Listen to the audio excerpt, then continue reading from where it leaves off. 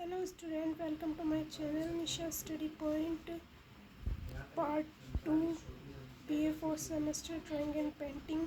पहले हमने कला और सौंदर्य के बारे में पढ़ा, अब हम उससे आगे सौंदर्य की पश्चात अवधारणाएं पढ़ेंगे। कला एवं सौंदर्य शास्त्र, आर्ट एंड एस्थेटिक्स।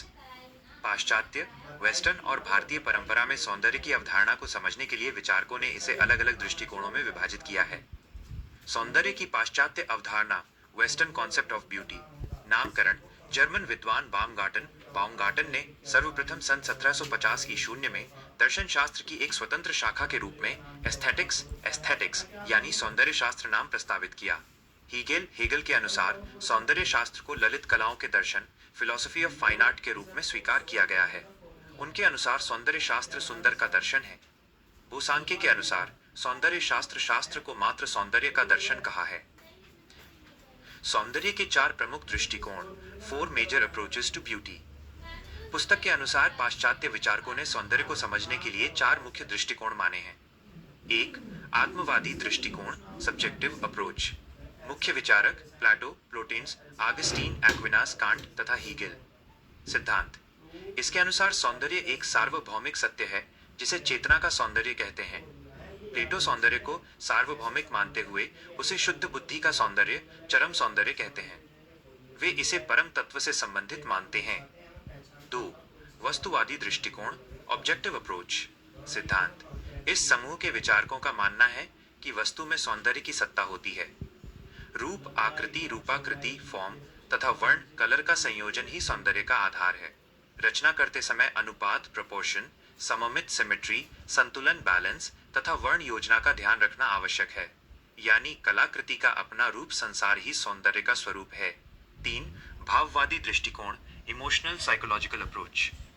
मुख्य विचारक रिचर्ड्स, फ्राइड, स्पिनोजा, गोथे, सांतेना तथा टॉल्स्टॉय। सिद्धांत, इस मत के समर्थक काम इच्छा को सौंदर्य सृजन की पृष्ठभूमि में महत्वपूर्ण मानते हैं। रिचर्ड्स कलाकृतियों का मूल्यांकन अंतः तृप्तियों के परितोष, सेटिस्फैक्शन के आधार पर करते हैं।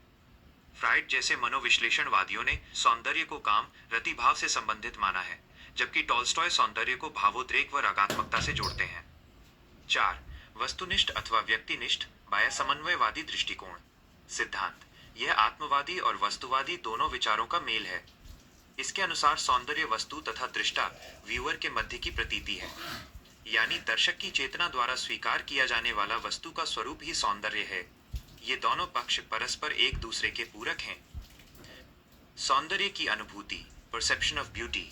सौंदर्य की अनुभूति प्रत्येक व्यक्ति की रुचि, देश और काल की सीमा से संबंधित होती है।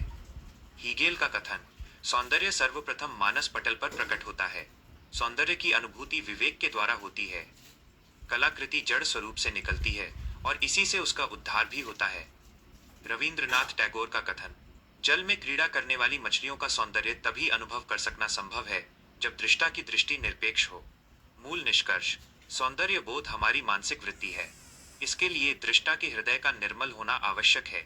सौंदर्य संबंधी दो मत मुख्य रूप से प्रचलित हैं। 1. वस्तु में निहित सौंदर्य, जिसे वस्तुगत या भौतिक पुकारा जाता है। 2. अभौतिक, मानसिक अथवा आत्मगत सौंदर्य।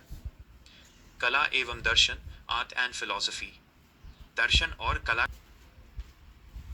गहरा है। दर्शन सत्य की खोज करता है और कला उस सत्य को सुंदर रूप में प्रस्तुत करती है। प्रमुख दार्शनिकों के विचार, सुकरात, सोक्रेटिस। जो भी वस्तु किसी एक को सुंदर व आकर्षक अनुभव हो, किसी दूसरे को उतनी सुंदर व आकर्षक अनुभव न हो, ऐसा भी हो सकता है।